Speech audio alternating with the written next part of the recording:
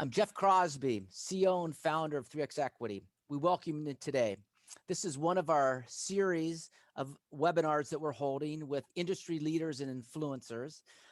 As a reminder, we have past episodes that are archived on our website at 3xequity.com. Just look for the webinar tabs and navigate to the links. Today, I'm excited to introduce you to Pat O'Connell from Ameriprise Financial Services. Pat has a big, long history and background in the industry. And I find that these podcasts or webinars to be effective, to be as real as we can be. So with that, Pat, I'm going to ask you some hard questions about Ameriprise, things as a consultant in industry that we hear that maybe you don't hear, but perhaps you hear them as well. But I do want to give you some background with Pat, as he's been with Ameriprise approximately 25 years. He was an advisor, and he came up through the leadership channel within Ameriprise as well. And currently, he's an executive vice president, and that on the employee side of Ameriprise. And so, Pat, Ameriprise first started out on the employee channel, and it wasn't very successful from my understanding. Frankly, it was costly to Ameriprise. And now, from my understanding, the channel has made big turns and is actually a very successful channel within Ameriprise. And facts don't lie, but you've been the leader of that program on that turnaround. So maybe you just can talk about what has been part of the success and the reason for that turnaround within Ameriprise, and try to be as specific as you can. It was a failure, but now it's a success, and you get a lot of that credit. So let's talk about that channel for a minute. Yeah, so first of all, Jeff, thanks so much for having me. I greatly appreciate it, and it's really nice to see you, and to you individually, congratulations to all your success and the great work that you and the 3X Equity team do. I mean, related to what we call the Ameriprise Advisor Group channel, which is our employee business, which has about 2,000 financial advisors across 170 offices. You're absolutely right in that it has transformed. It has changed dramatically from what it was back in the 2008, 2019 timeframe when I started leading it across the country. And the biggest transition was I wouldn't say at all that it was a failing platform. It was just a completely different model for what was American Express Financial Advisors 15 years ago, in that we used to hire people into branches, we used to train people into branches, and then after a period of time, whether they wanted to or not, off they went into our independent channel. And we realized a few years after we spun off from American Express that we really had, based on our financial strength, our value proposition, how we operate the business, we had an opportunity to build out a very established, tenured employee business. And so we changed the business. We changed the direction of the business from one that was hiring lots and lots of novice people to one where we would still do a little of that, but we really started bringing in very talented people from other organizations. We did some acquisitions along the way as well. And that is what has helped to transform this business to look very different than it looked 10, 11, 12 years ago. And it really has been a lot of fun doing it. And I won't take my job is really to get really great people in place, put systems and process and people in place, develop people, and then invest in the business, believe in people. And that has allowed us to transform this business over the last 10, 12 years. Okay, so I'm going to ask you a little hard question here, because we talk to a lot of advisors in the industry. We hear what they're saying. And how do you overcome the fact when an advisor might say, they're part of the IDS system, they're part of the American Express Financial Advisor system, they have a lot of junior advisors, they just sell annuities, they only sell their own fund family? How do you overcome the perception that advisors have of IDS or American Express Financial Advisors 10, 15, 20 years ago? Yeah, I mean, I think the simplest answer is, so we're just having a candid conversation, is I just simply tell people the truth. And I tell my leaders to do that every single day. The reality is all the things you just said, that was to a certain extent part of what our business was. And you said this, I've been here, I started as an advisor in 1992. And we did a lot of really good things if I think back to those years. And we were a good company. And when we spun off from American Express, 15 years ago, Jeff, it was the sixth largest spinoff in U.S. business history. We left with a lot of capital and a lot of real drive to build something that was, a very different business in the marketplace. But we also knew we had to change certain things, right? We had to invest in technology and build out our platforms and really aggressively invest in our wealth management capabilities.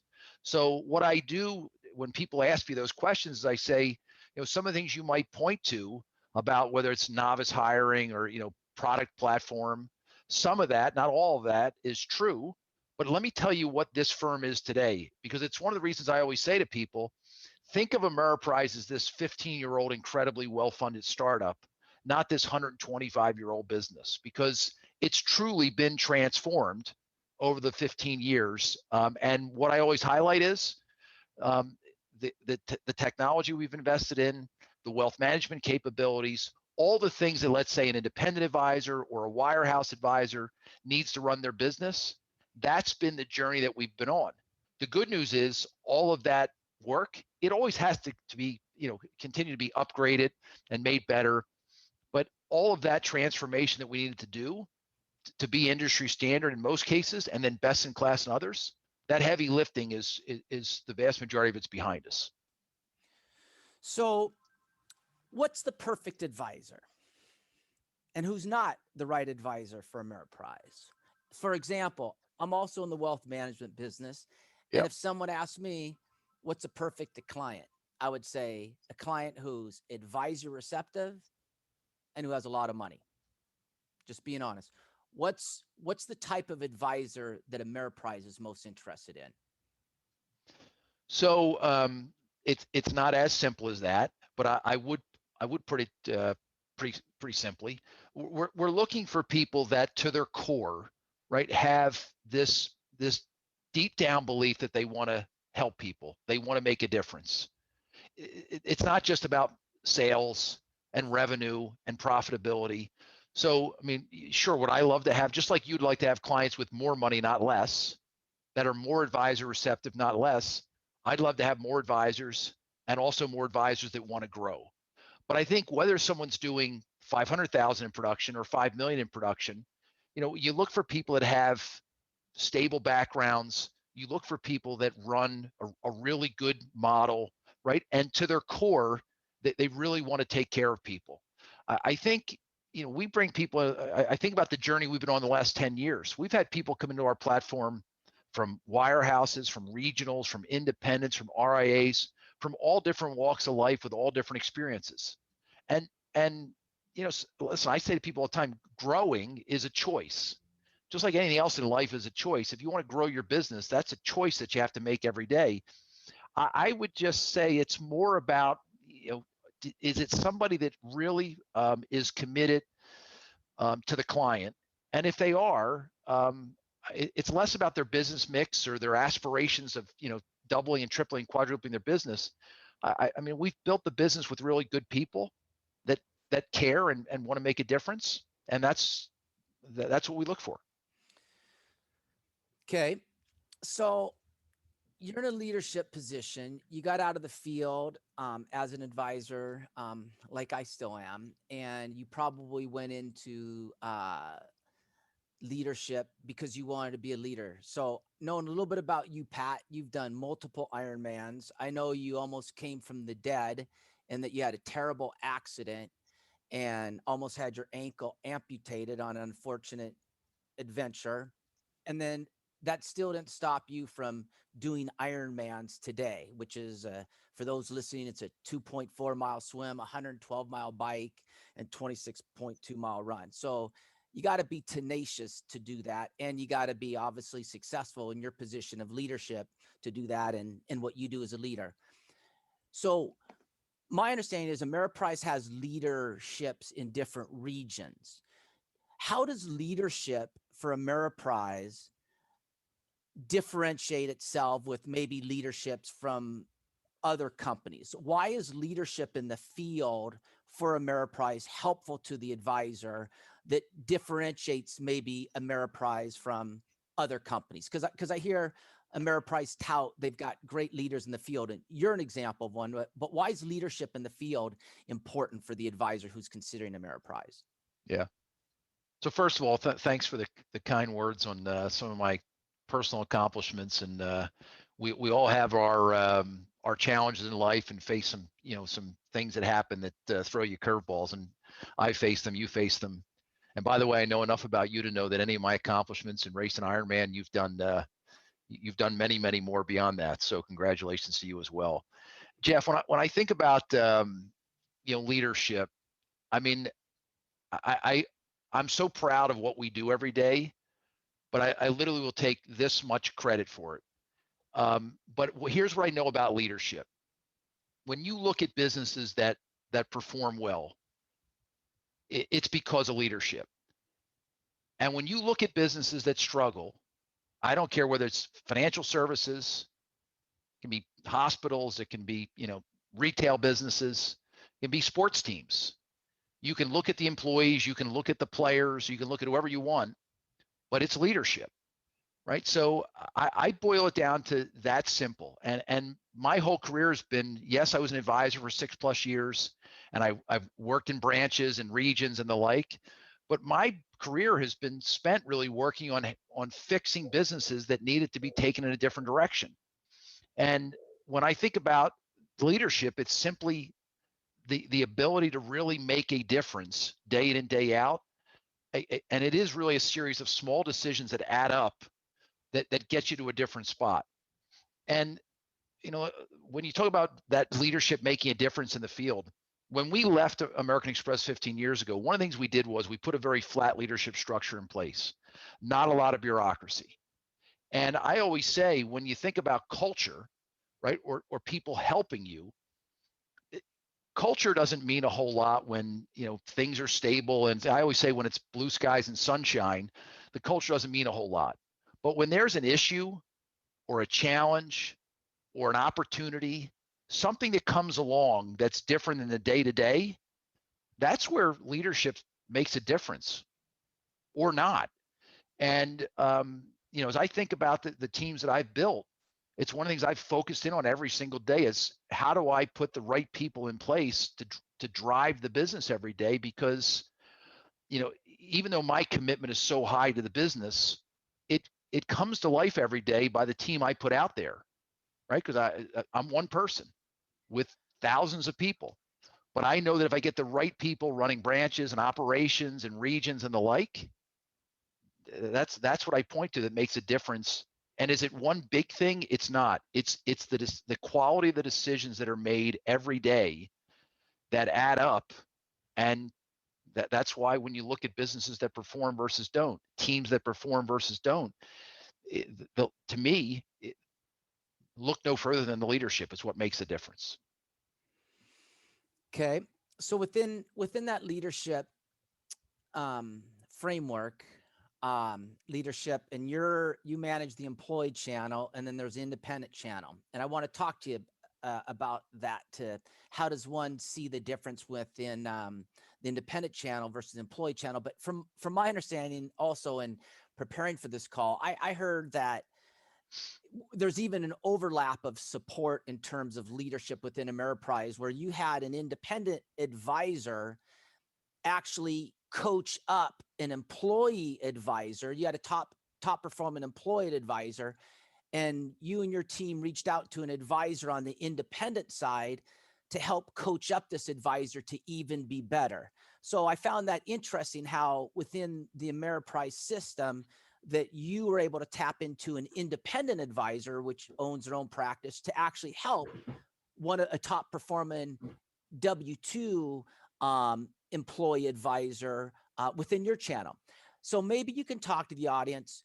What is the difference between the independent channel and Ameriprise and your channel that you oversee, the W-2 employee channel?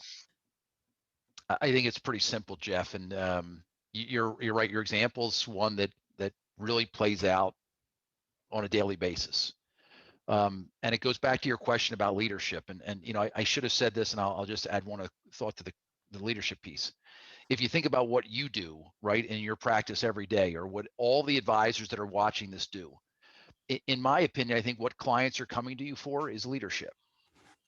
I think that's what they're paying for. You can call it advice, you can call it counsel, but I don't think they're coming to you for fee-based accounts or brokerage accounts or annuities or insurance or UITs. I think they're coming to you for leadership. So I think everybody that's watching this broadcast, you know, that developing your leadership skills, you know, becomes just incredibly important. And your question about the difference, I think for the most part, there are many, many more similarities than there are differences. Simply put, in a branch business, we have, whether it's real estate or technology or benefits or computers or any operation support, right? An advisor chooses to offload that, in this case, to Ameriprise. Otherwise, they're just as entrepreneurial. They're just as independent. In our world, they have every opportunity to move between channels. So I've got advisors that come out of the branch business and go to the independent business. I've got advisors that go from the independent business into our branch business.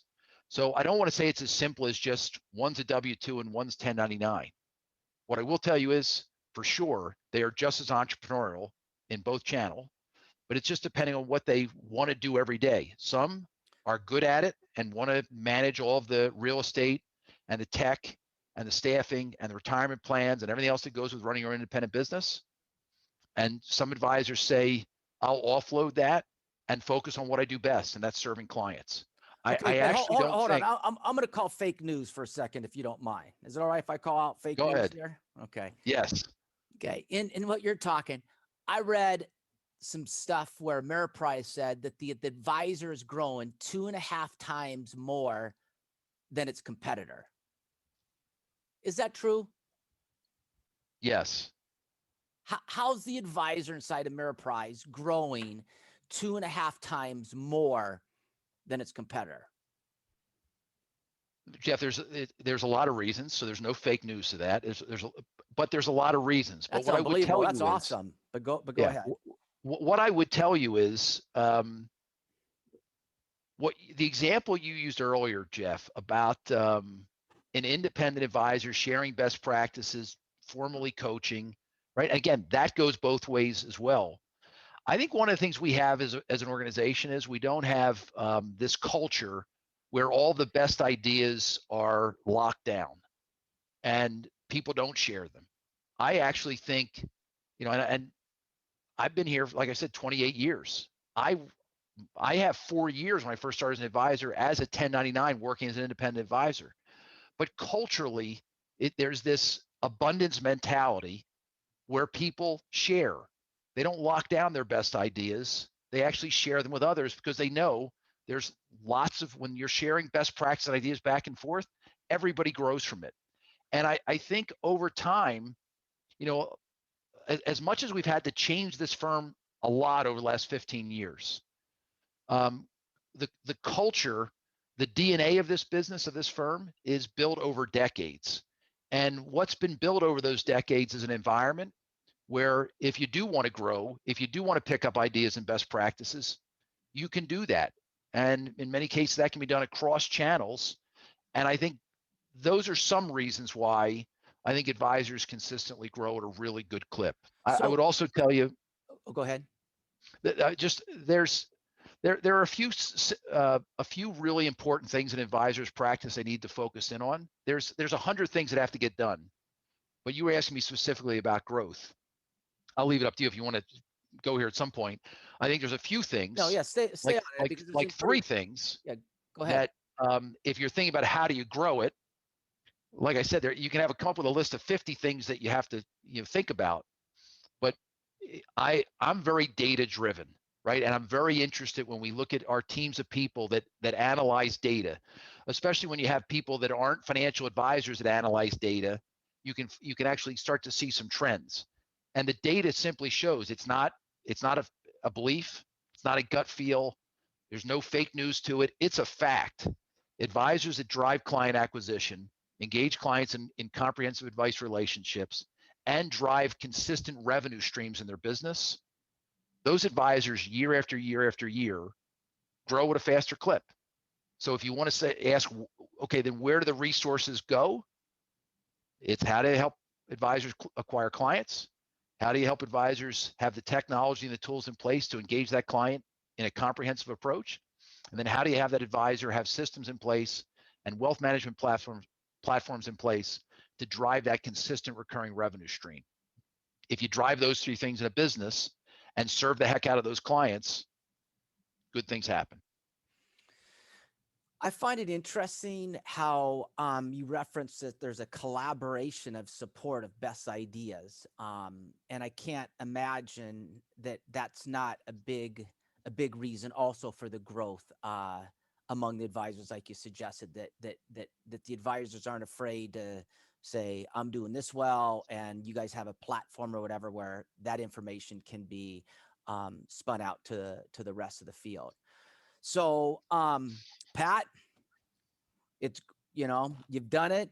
But what have you done for me lately? So like, where's Ameriprise going to go? So this is what you've done. Advisors have grown. How could someone get on the train to be a part of that growth going forward? Where do you want to see Ameriprise grow? And where would, how can the advisor, together work with Ameriprise to go forward? So what have you done for me lately, the next 3 years looking forward? Yeah, I think, Jeff, the one thing we have done and will help us now and over the next 3 to 5 years for sure is we know the businesses that we're in really well. And let me be really clear for us. I mean, 75+% of our revenue and our profitability are our advisor businesses. It's what drives this entire firm. And think about it. Like I remind myself of this. We left American Express as a $7 billion market cap firm. We're a $25 billion market cap firm. It's a big business with $1 trillion of assets in it. But if you actually break it down, it's actually a pretty simple, very concentrated focus. So if you're an advisor, right, whether you're part of Ameriprise now or you're interested in coming to this firm, to me, I'd want to be with a firm where the biggest thing that drives the business is what the advisor is doing every single day. And whether it's tools, platforms, technology, investments to help people grow their business, whether it's organic growth or buying practices, you name it. I think one of the things we've done in an industry that tends to make things really complex is we have focused relentlessly on the businesses we know well. And that's wealth management with our advisor businesses, and it's the asset management businesses with Columbia Threadneedle Investments. And I think from an advisor, what does that matter?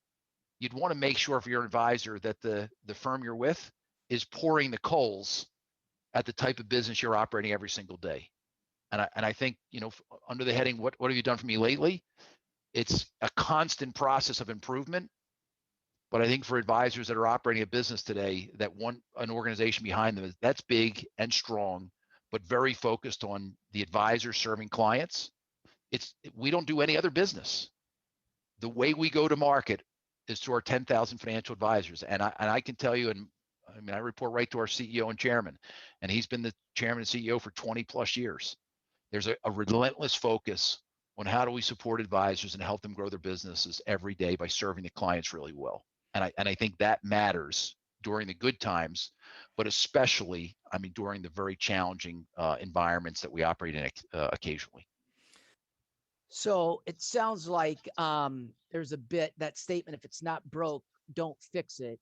It sounds like Ameriprise is breaking it often to make it better. I know that recently we had a advisor that went to Ameriprise that prior they didn't have pledge loans, and Ameriprise came out with this great pledge loan product that this particular advisor needed in his clientele, and it might have been through your leadership as well.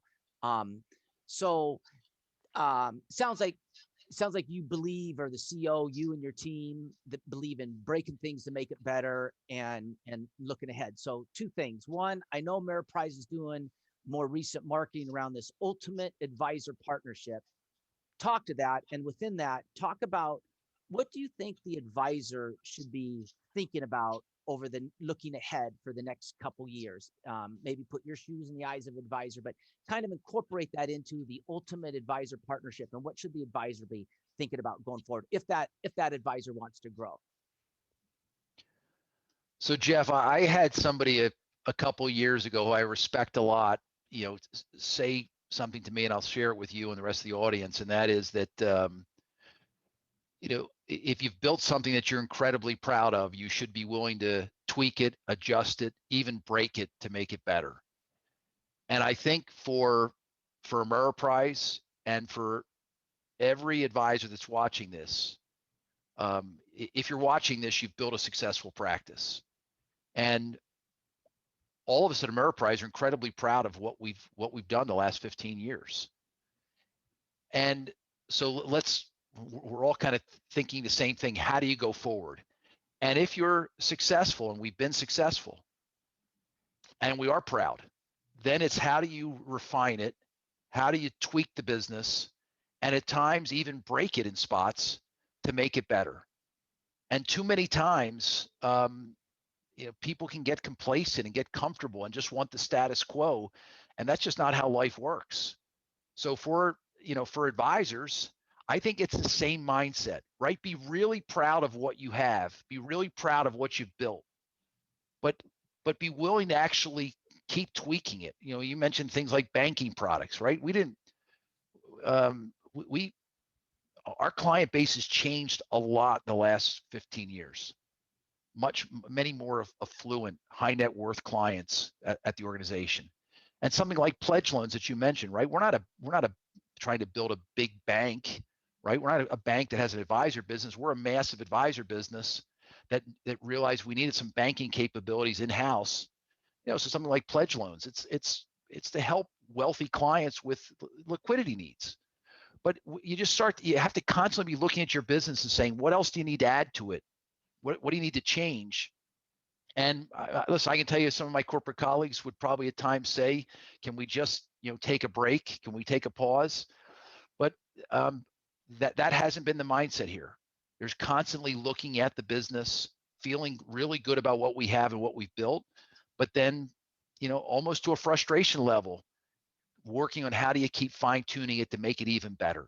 And to me, for the advisors, it's got to be the same mindset. If you're doing $1 million, be proud of that, and then be thinking about how do you actually tweak it, adjust it, break it if necessary, because what got you to this level, right, is what could actually prevent you from going to that next level.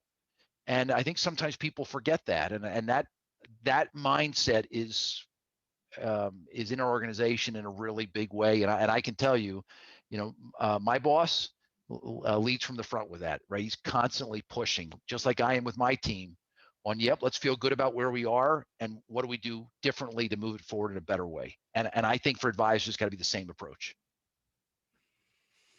Pat, I don't know if you follow your stock much. Do you know what your stock's trading at approximately today? I do. What is that? About $220 a share. Unbelievable.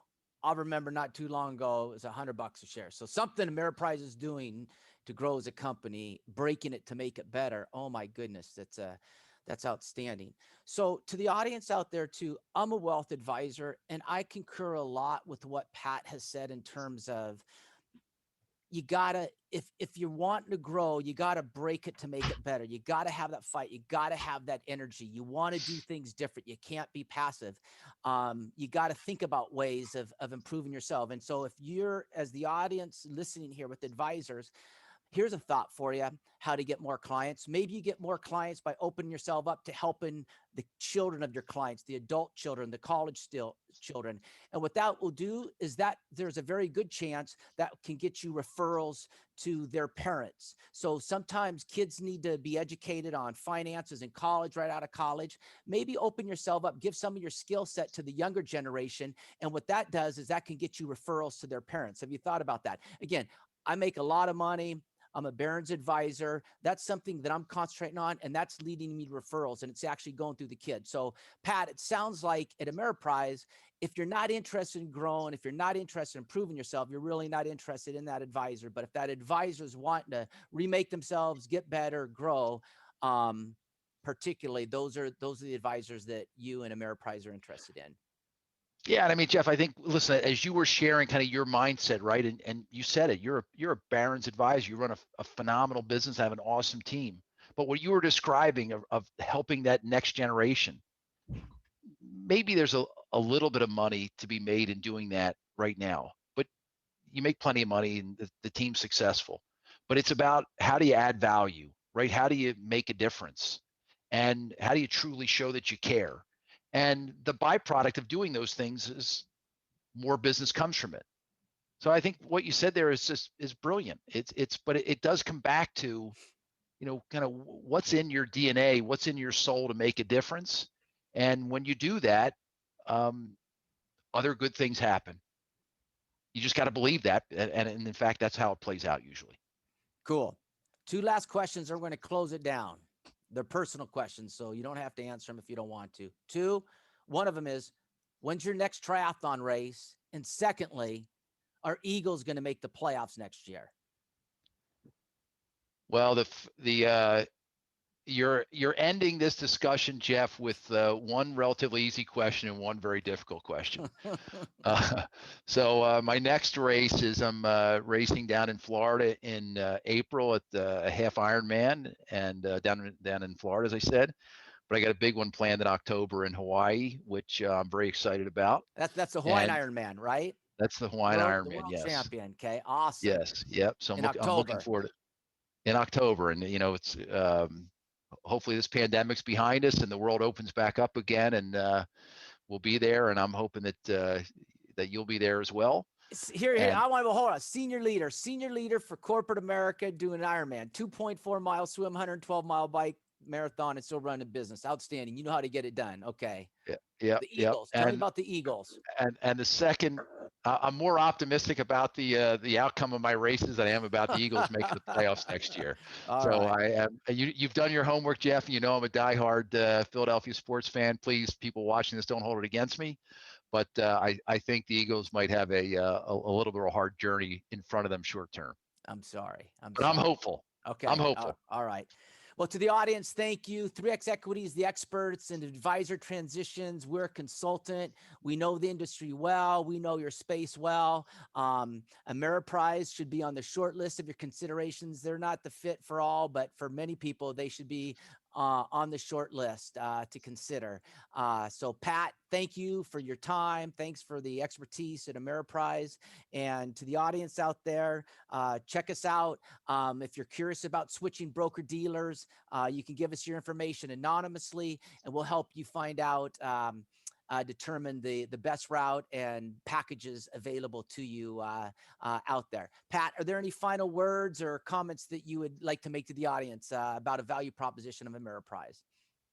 Jeff, thanks so much for having me. I greatly appreciate it, and everybody, whether we get a chance to do business or not, make a difference in people's lives every day. And when you do that, that's good for everybody. You do well, but most importantly, you help people. So thanks for watching. And Jeff, thanks again for having me. Outstanding. Thanks, Pat. Thank you, everybody. You bet.